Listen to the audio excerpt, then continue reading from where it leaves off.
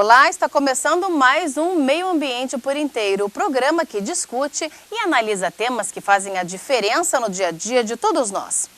A eutanásia de animais é regulamentada pelo Conselho Federal de Medicina Veterinária. A prática só é permitida por meio de método tecnicamente aceitável e cientificamente comprovado, desde que sejam respeitados os princípios éticos. Um animal pode ser sacrificado por inúmeros motivos, dentre eles, se estiver com uma doença incurável ou se representar algum risco à saúde pública ou ao meio ambiente. O objetivo da eutanásia é reduzir o máximo possível o sofrimento animal.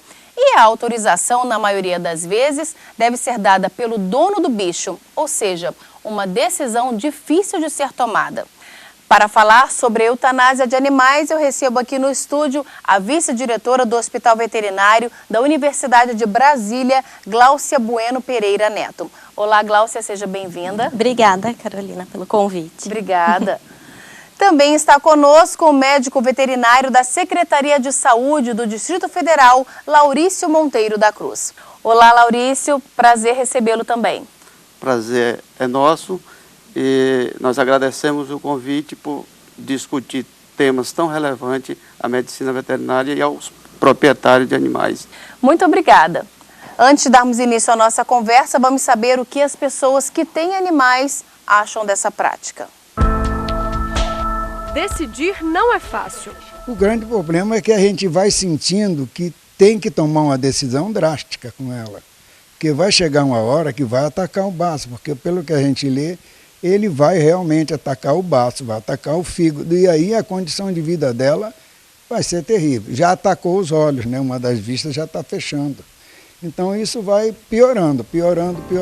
Ver o sofrimento da Pati, que já tem 14 anos e faz parte da família, fez com que seu José optasse pela eutanásia.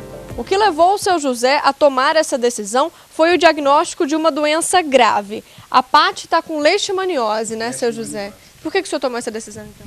A decisão é tomada primeiro em defesa da saúde, porque ela é um transmissor da doença, né? Ela só precisa o intermediário do mosquito palha para fazer essa negócio. Então, ela é um risco permanente. Sem cura, a doença só piora e a situação tem refletido na família do seu José. Eu tenho 2 netas, 3 bisnetos, ninguém vem mais aqui em casa por causa do risco. Vou arriscar eles, as crianças, não vou, né? E eles brincavam muito com ela, eles vão correr para brincar com ela e tudo. No contato não vai ter, mas passa um mosquito desse aqui que lascou tudo. Agora, ele nem pensa em ter outro cachorro. A gente perde pessoas humanas, né? Parentes e tudo, e se conforma, tem que se conformar também.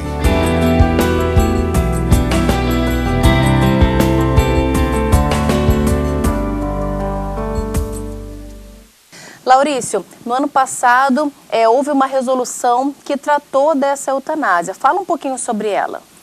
Bom, a resolução 1000, né, de 11 de maio de 2012, realizada pelo Conselho Federal de Medicina Veterinária, ela então vem definir critérios mais apurados para que a categoria de médicos veterinários, seja ele particular ou dentro da universidade ou no órgão público, então faça uma decisão clínica, como diz a resolução. Agora, também é bom dizer que desde 1934, com o decreto de Getúlio Vargas, e aí se segue com leis, né, que se sucede em 2008 com a questão da experimentação animal, e o Sistema Único de Saúde também já define a posição em vigilância à saúde de como conduzir a eutanásia, que é um tema, em muitos casos, extremamente necessário para o controle de diversas doenças, né? Assim também como aliviar o sofrimento. O termo eutanásia, pela sua origem, já é boa morte, isso dado lá há muito tempo atrás. Né? Então, você tem uma técnica clínica, médica, veterinária, que precisa ser utilizada em diversos meios, né? Para aliviar o sofrimento do animal e para controle de doenças diversas que têm impacto em saúde pública.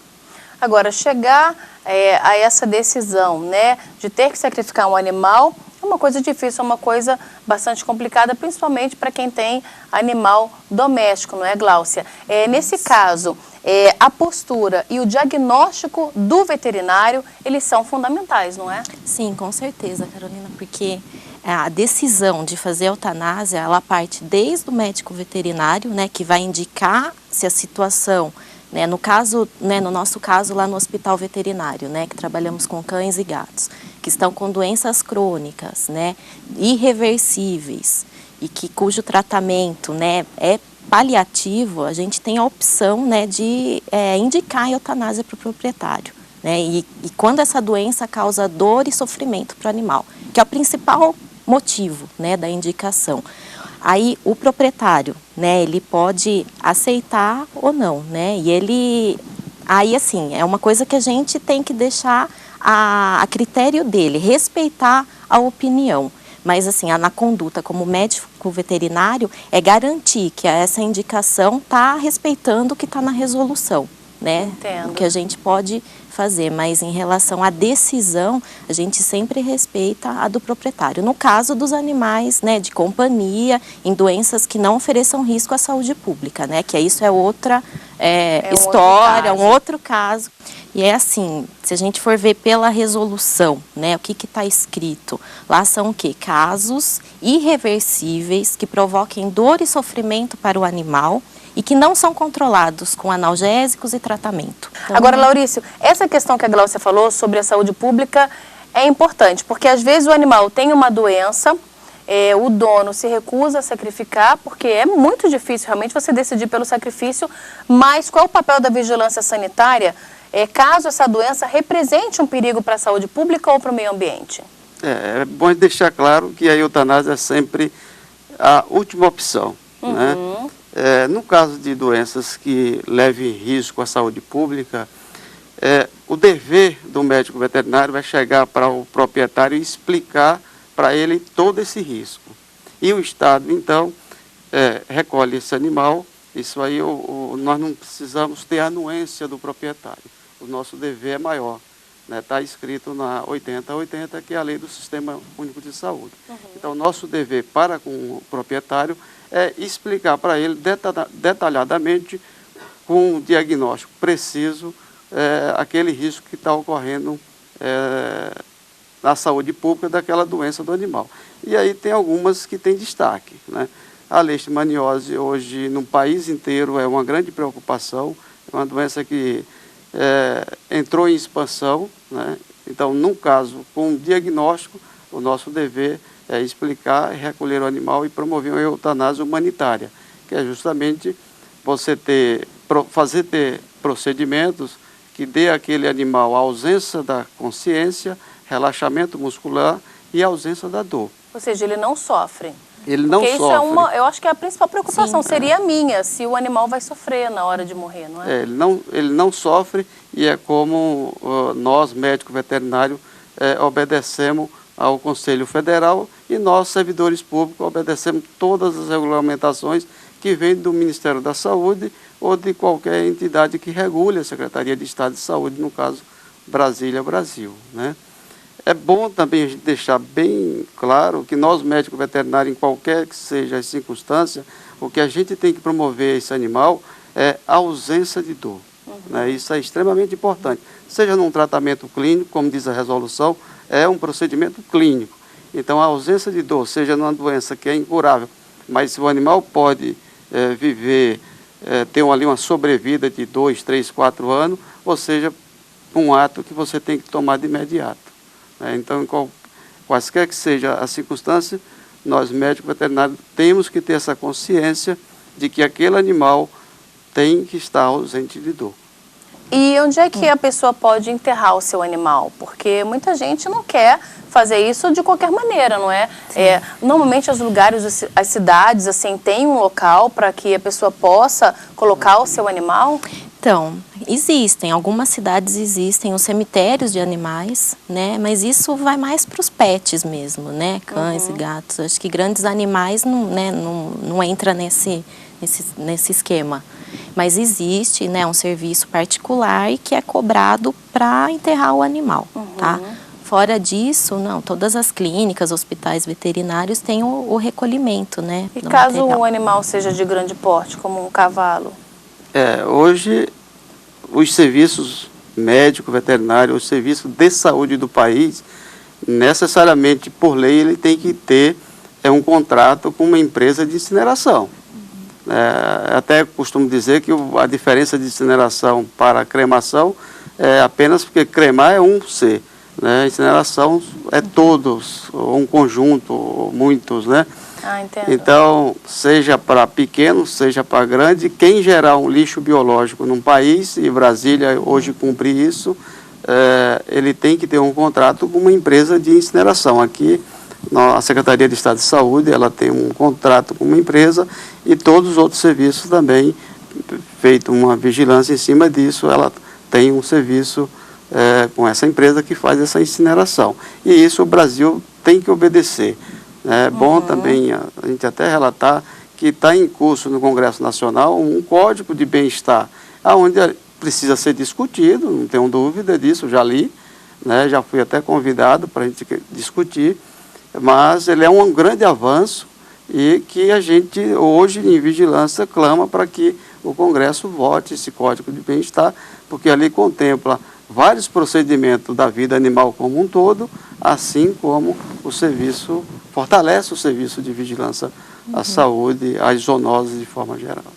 A gente vai continuar conversando sobre esse assunto, mas agora vamos para um breve intervalo e daqui a pouco estamos de volta com o Meio Ambiente por Inteiro. Não saia daí.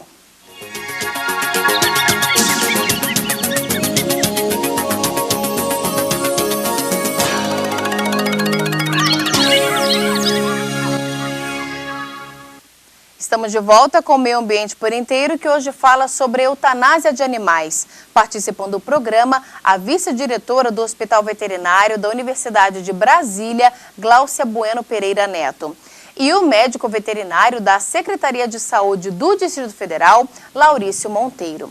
Laurício, a eutanásia é uma prática que também é aplicada em animais de grande porte, não é? Em que momentos isso pode ser feito? Em animais de grande porte, aí a gente pode até classificar e ter uma divisão para que tenha um entendimento melhor. Tem aqueles animais de produção que é estritamente à base do consumo humano. Então, hoje se tem técnica humanitária e acompanhamento médico veterinário direcionado a toda a equipe, onde tem uma preocupação em dar a esse animal uma certa qualidade do final dessa vida, né? E a equipe que trabalha também.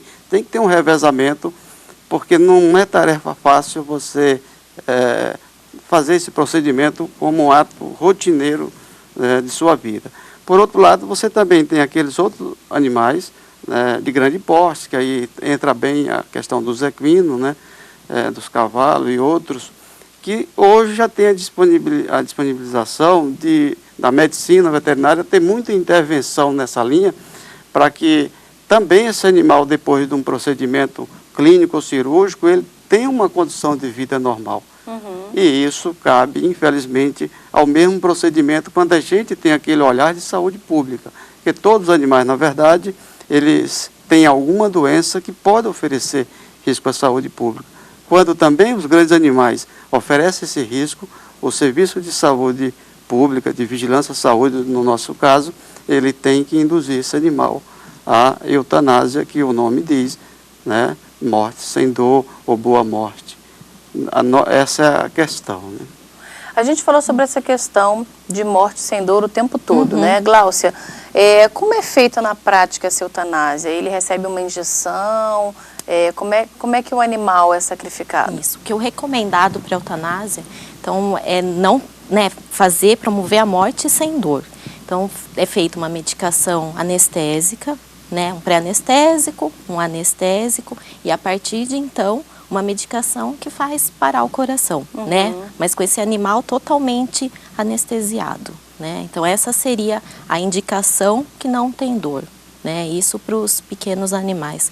Nos grandes animais tem outras opções também para os animais de produção, né, Laurício, de eletrocução, a pistola pneumática, que eles fazem também, mas tudo assim. Para promover esses métodos, primeiro eles têm que estar inconscientes, né? E a gente sempre promove isso com anestésico. Né? Um outro caso onde há eutanásia são quando os animais, eles servem para testes em laboratório. O procedimento também de sacrificar sem dor é o mesmo, a orientação é a mesma. É a mesma, porque esses animais de laboratório que a gente considera, né, utilizado para experimentação, né, que são as cobaias, ratos, coelhos, que são criados em biotérios, destinados para isso mesmo, né, eles participam do experimento e tem, né, a finalidade do estudo muitas vezes é o que? Analisar os órgãos, né, enfim, o que foi estudado. E para isso precisa fazer eutanásia. E é da mesma forma, né, a resolução do conselho inclui também esses animais, a eutanásia desses animais pela forma ética também. Então, sem promover dor, com anestésicos, enfim, da mesma maneira que é feito, né, para os animais de companhia ou grandes animais. Quer complementar, Laurício? Eu acho que é importante a gente, né, salientar a contribuição da vida animal para a vida humana. Né? Então, nós falamos de pequenos animais, que incluem os cães, gatos, etc. Os grandes, dividimos, e os animais de experimentação, ou os animais de diagnóstico. Né? Hoje, muitos diagnósticos que servem à saúde pública, ele passa pela vida animal. Então, é um agradecimento que a saúde humana tem que fazer à saúde animal. Né? E ter isso com um grande respeito, eu acho, de forma geral, em todas as circunstâncias, tanto o proprietário, tanto o ente público, seja um médico veterinário ou um servidor, quando se tratar da vida animal, tem que partir do princípio do respeito.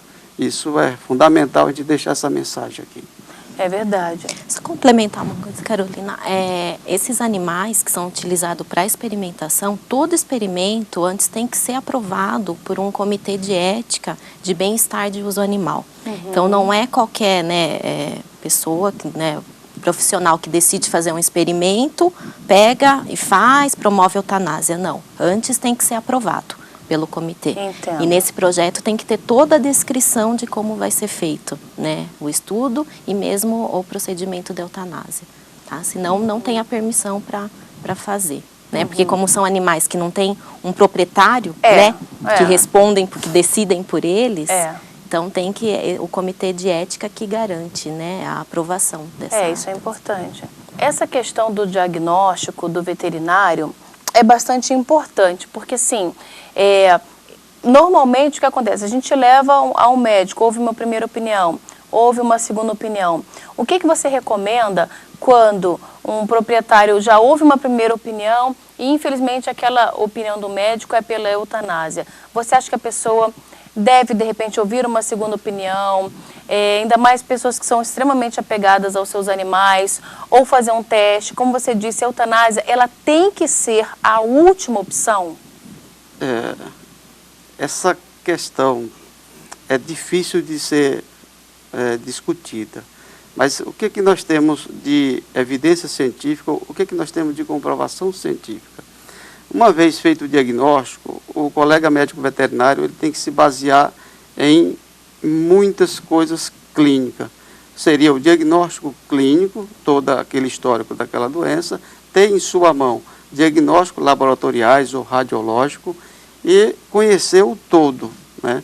Fazendo isso, ele pode partir junto com o proprietário, numa questão muito particularizada, decidir naquele momento. Claro que naquelas doenças de não impacto à saúde pública, o proprietário pode recorrer a um outro profissional, a um outro colega e ouvir a opinião junto com aqueles exames que eles tiverem em mão, seja radiológico, seja laboratoriais ou de uma outra forma, e pedir uma segunda opinião. Isso é um direito do proprietário.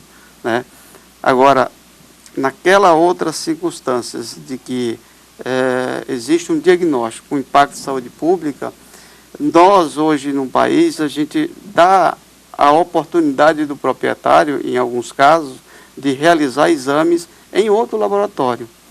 E aí, junto com o nosso, a gente faz, então, ali uma nova análise. é preciso também a gente esclarecer que muitas das vezes o próprio laboratório particular ele é regulado por um órgão público, né? Então, nós que já cumprimos toda a resolução, que temos um monitoramento das fundações dentro das nossas instituições, normalmente aquilo não tem divergência, mas a gente dá essa opção ao proprietário para cumprir num prazo mínimo de dias, para que também a saúde pública não tenha comprometimento. Entendo. E Gláucia, esse momento realmente de fazer a eutanásia fica marcado, é bastante dolorido para as pessoas que têm esses animais de estimação, não é?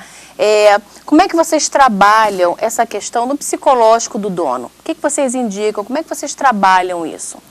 Quando a gente recomenda, né, diante da situação, do quadro que não tem mesmo a solução, a gente informa todo, né, como será todo o procedimento, enfatiza se ele tem certeza realmente, né, daquela decisão que ele vai tomar, tá? Porque muitas vezes se arrependem, né? Já teve situação até, né, hoje é engraçada, né, mas no momento foi até, né, constrangedor para a gente durante um procedimento de eutanásia no meio, o proprietário estava assistindo. Mandou parar? Mandou parar. E aí? E a gente ressuscitou o animal. Ai, voltou. que bom. E ele voltou. Então, assim, é constrangedor, mas aquele, ele não, o veterinário que não foi, né, foi no caso lá no hospital, foi uma das veterinárias que conversou tudo, talvez o proprietário não demonstrou a segurança, né, total, que realmente queria. E isso é uma coisa assim, que a gente, veterinário, tem que tentar sentir, né, se realmente ele está seguro do que ele vai fazer. Tá? E muitas vezes a gente sugere que ele acompanhe o animal, se ele quiser, né, durante o procedimento, porque muitos, assim, viveram a vida inteira com o animal. Então, assim, para o animal, que a gente tem que pensar no animal também, né? Para ele, é uma segurança estar o proprietário junto. Com certeza. Né? Segurando a patinha ali e, né, esperando o momento. Então, assim, é uma coisa que a gente, se o proprietário quer ficar e tem estabilidade para ficar, a gente permite. Agora, aqueles que não querem, né, tudo bem, não assiste. Mas é uma situação, assim, que é difícil, né, de lidar. Porque muitas vezes, que nem nessa, né, proprietário, falou que queria, né, deu a certeza e, de repente, mudou de ideia. Como que a gente, né, avalia o psicológico desse proprietário? Então, assim, a gente esclarece bem se realmente ele está certo do que ele quer fazer. E assim, deixar bem claro as opções, né, de tratamento. Porque mesmo que não tenha tratamento, existem os cuidados paliativos, né? Como é feito na medicina humana, né, em pacientes com câncer, né, terminal, que você mantém, né, internado, só cuidando da dor, oferecendo alimentação, né? Ele não tem uma qualidade de vida ali boa, porque ele não, né, não movimenta sozinho, enfim, é um paciente acamado ali, internado. Mas você pode promover os cuidados paliativos e deixar que venha morte natural. Então, tudo isso tem que deixar claro para o proprietário, falar dos custos, né, porque envolve um custo financeiro também aí para manter esse animal, né, nesse tratamento, e deixar, acho que a dica é deixar bem claro, né. O ideal é a gente sempre pensar no bem-estar do animal, não é? E não no nosso próprio. O bem-estar do animal é algo que a gente deseja que venha até uma lei do Congresso Nacional, algo extremamente forte, até para que você tenha ferramentas, né, jurídicas para tomar decisões em várias circunstâncias. E a doutora Gláucia colocou uma coisa importante, né? O país hoje, ele obedece essa resolução e tem mitos do passado e tem histórias do passado que as pessoas ainda vivem com ela e precisa ter essa informação atual, né? Então, não muito atual, mas próximo aí dos 15 anos para cá, toda a forma de eutanásia no país ela é feita com anestésico, né? Então, seja inalatório, seja injetável, com o final da parada cardiorrespiratória com um princípio ativo, o cloreto de potássio. Então, isso, eu estou aproveitando esse momento para dizer duas coisas. Então, acaba-se nesse momento o mito das câmaras de gás, que eram existentes há 15, 20 anos atrás, né? E hoje também, em qualquer que seja o órgão particular ou público, o proprietário tem o direito de assistir à eutanásia. Olha, muito obrigada pela presença de vocês aqui no nosso programa. Tá. Ok. Eu que agradeço, viu, Carolina, a oportunidade para a gente poder falar desse tema, né, e esclarecer um pouco para os proprietários que têm, né, dúvida, né, questão da ética ou não, se ele deve fazer ou não, né, espero que tenha esclarecido. Com certeza. Muito obrigada, Laurício. A Secretaria de Estado de Saúde do Distrito Federal é quem lhe agradece nesse momento. Muito obrigada. E nós ficamos por aqui, mas na semana que vem a gente volta a se encontrar em mais um Meio Ambiente por Inteiro. Se você quiser enviar alguma sugestão para a gente, anote o nosso endereço, meioambienteporinteiro@stf.jus.br. Obrigada pela sua companhia e até o próximo programa. Tchau!